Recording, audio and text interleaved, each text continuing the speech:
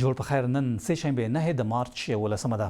افغانستان لپاره د ملګرو ملتونو سرمنشي ځانګړي استازي خبرداري ورکړی چې افغانستان کې له طالبانو سره سیاسي ښکېلتیا کم پرمختګ ټوکولی دی. روزا اوتانبایeva چې افغانستان لپاره د ملګرو ملتونو مرستندوی ماموریت یوناما مشره هم ده د دغه نړیوال سازمان امنیت شورا ته ویلي د نړیوالو اغیز څښتنانو ترمنځ نهیلي په لوړېدو ده او زیاته کړې ده ځینې هیوادونه اوس پوښتي چې طالبانو سره خبرې داسې نه ده چې ښایي توندلاري ځواکمنوي. مېرمن اوتانبایeva ویل د نړیوالو مسؤلیتونو په وړاندې د طالبانو دریځ لا هم نړیواله ټولنه کې د افغانستان بیا ورګډولو پر لار یو خنډ دی.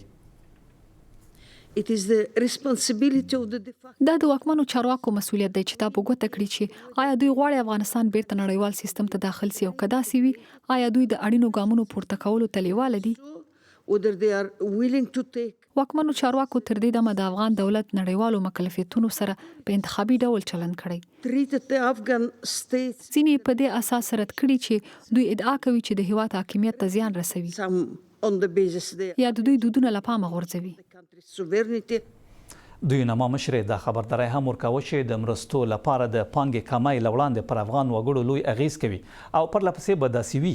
د امنیت شورا له دې غونډې مخکې د ډنمارک سفیرې کریستینا مارکس لاسن د ښځو سولې او امنیت شریکو ژمنتیاو لاسلیک کوونکو په استازیتوب اعلامیه لوسته او د طالبانو سیستماتیک جنسیتي توپیري چلن غندنه یې کوله. په کلکو ټکو دا تګلاره غندو او پر طالبانو غږ کوي چې د بشري حقوقو سیستماتیک تر پخو لاندې کول دي ژر تر ژره ودروي او په شادي شي. په تیر بیا د ښځو او نجونو پر وړاندې توپیري تګلارې او چلن چې بشري حقوقو او بنسټیزه ازادي تر پخو لاندې کوي. د ملګرو ملتونو کې د ډنمارک سفیر او بیا هم افغانستان سره مسلې سره په تړاو پاتې کیږو. د وخت تیریدو سره د جګړو تکتیکونو او وسلو ټکنالوژي هم پرله پسې پرمختګ کړی دی. خو یو وخت یو وسله چې د افغان شوروي جګړې پر مهال د ځینو په باور برخلیک ټاکونکی رول لاره سټینګر توغندي وو.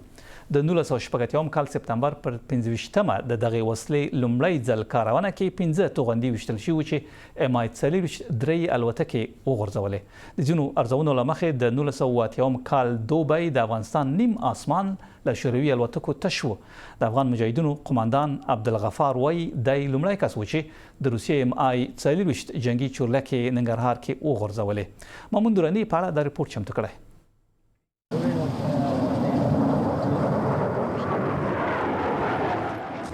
په افغانستان کې د شوروي له هوایي ځواک نه د مجاهدینو له 2 کلونو تېښتې وروسته متحده ایالاتو په 1980 کال کې سټینګر توغندي د جګړې ډګر ته وړاندې کړل. د سټینګر پر راتګ سره د امریکا د اصلي سیال شوروي اتحاد د الوتکو او چورلکو په نښه کېدل پیل شول. ویل کېږي په 100 ورځو کې د شوروي 100 چورلکې او الوتکې راوغورځول شوې. هغه لاره چې امریکا د ویتنام د جګړې غچ له شوروي اتحاد څخه اخیست. انجینیر غفار چې د سټینګر کارونې لومړنی کس و د پاکستان د اسلام آباد او راولپنډي ترمنځ یوه سیمه کې د پاکستاني روزونکو لخوا د سټینګر توغول زده کړل. په هغه وخت کې پاکستان د مجاهدینو لپاره یو خوندي پناه ځای و. امریکایان راغلل او څه دغه راغلل پاکستاني راغلل پاکستاني بعضې هغه پښتانه پکې نه و هغه اردو زبانو نو بیا دوی ویل چې داسې یو سلا نوې سلا راوتې ده چې هغه سټینګر نومېږي S1 هغوی ورته S1 ویلي هغه وخت کې او سټینګر نوم اورېدلی خو دا هغوی ورته S1 ویلي. نو دا S1 سلا ده او دا نوې سلا ده او دا غواړو چې موږ تاسو دغه کړو او غواړو تاسې پکې تربیه کړو دې دغه کې. مې ښه خبره ده. له دېرش ورځنۍ روزنې وروسته د افغانستان د حزب اسلامي 40 کسیزه ډله له پاکستان نه ننګرهار ته ولاړه د لومړني سټینګر د توغولو لپاره. بیا نو الله پاک هغه ساعت سره هغه وخت سره د کابل نه هلیکاپټر راغلی باربري جهازونه هم ورسره یو دانه بیا باربري هم پکې ولګېده 2 دانې پکې جنګي ولګېده په دې کې 4 ډزه وشو په عین وخت کې او 3 هدف موږ وویشتل او 3 هدف د ښار پر سر او د میدان پر سر پرېوتل.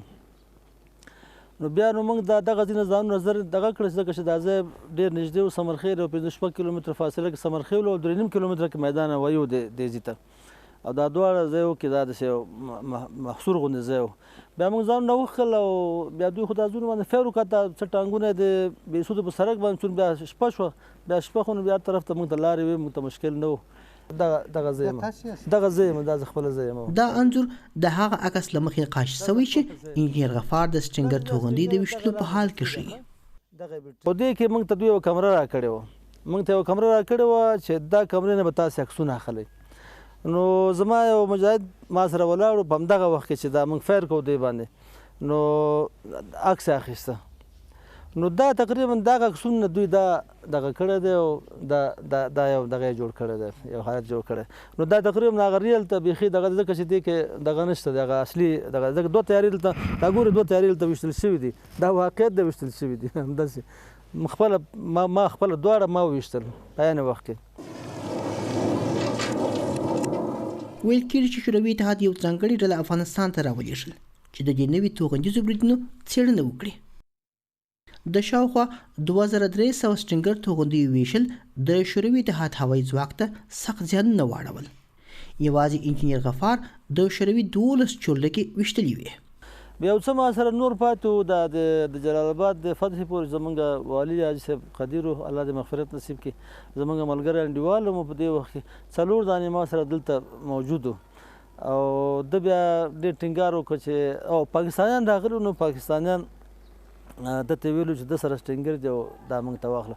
ما ته خو هغو ویلو، هغو ته ما ویل چې ما زه دا نه درکوم تاسو ته، دا ما د فن یو دغه دی، زه په دې کې ما یو موافقت ترلاسه کړه، دا ساتم ځان سره یو ډېر وخت پورې کېدای شو ساتلی مې نه شو، خو دا یو زما یو دغه و، یو اراده وه دې لپاره. خو بیا دوی ډېر زه ټینګ کړم، ډېر زیات ټینګ کړم. بیا حاجي قدیر خو مشر سړی و، چې ورکه څه یې کوې دا ځان ته یې خلاص کړه، دا یو مصیبت دی، دا څه کشمکش پکې روان دی، یو ځای کې سړی پرې نیول شوی، بل ځای کې جنګ دی، بل ځای کې جنجال دی.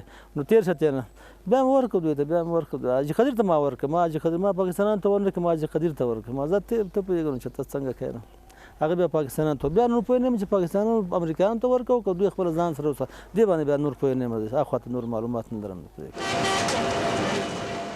له افغانستانه د شوروي ځواکونو له وتلو وروسته امریکا اندېښنه درلوده چې حسینه سټینګر توغندي ښایي د دوی پر ضد وکارول شي.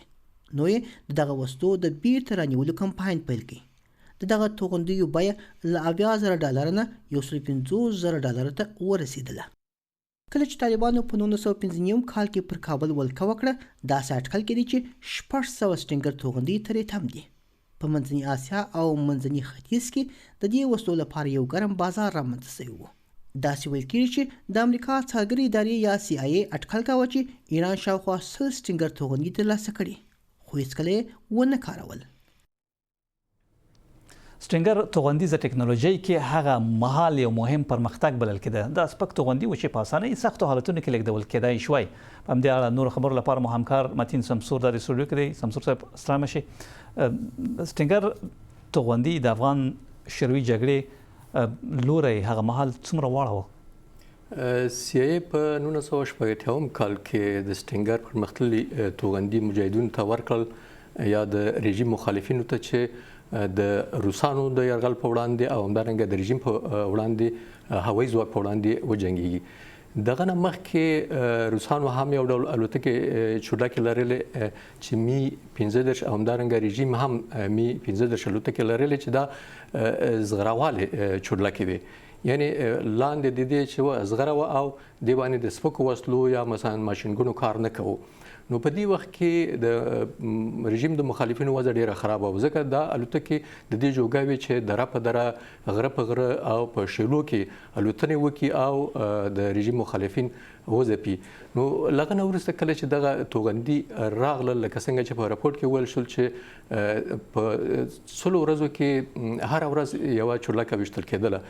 په هغه مهال د رژیم پورې مربوط ځینې ځایونه ولکه اسمارو کې غونډو، همدارنګه په خوست کې چې قطعاتو دوی ته تر ډیره پورې هوایي لارې نه اکمالات کېدل، یعنی د ځمکې لارې نه کم اکمالات کېده.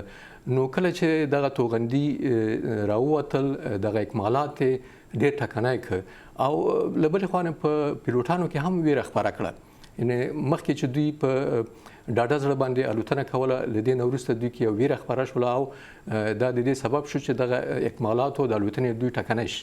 او نو دا چې روسیې او دغه مهال شوروي اتحاد وموندله چې امریکا دغسې پرمختللې وسله توغندي مجاهدینو ته ورکړي دي چې د دوی په وړاندې جنګېدل، د دوی ځوابي تیاری څه و؟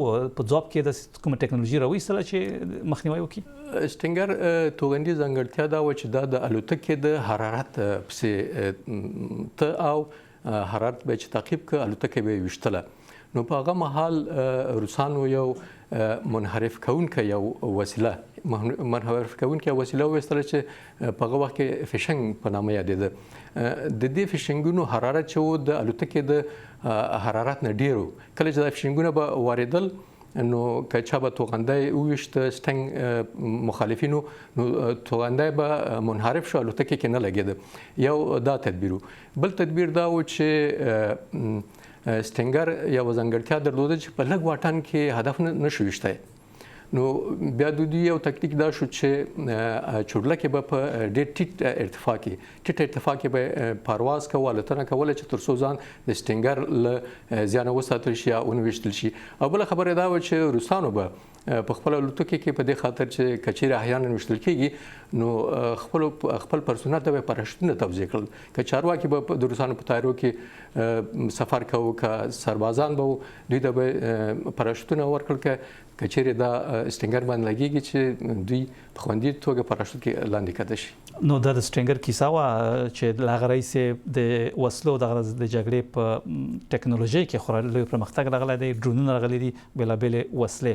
ډېره زیاته مننه متین سمسور و همکار مو چې د افغانستان کې د سټینګر توغندیو د ټکنالوژۍ په اړه راسره خبرې کولې، د جګړې د لوري او حالت په اړه هم. مننه.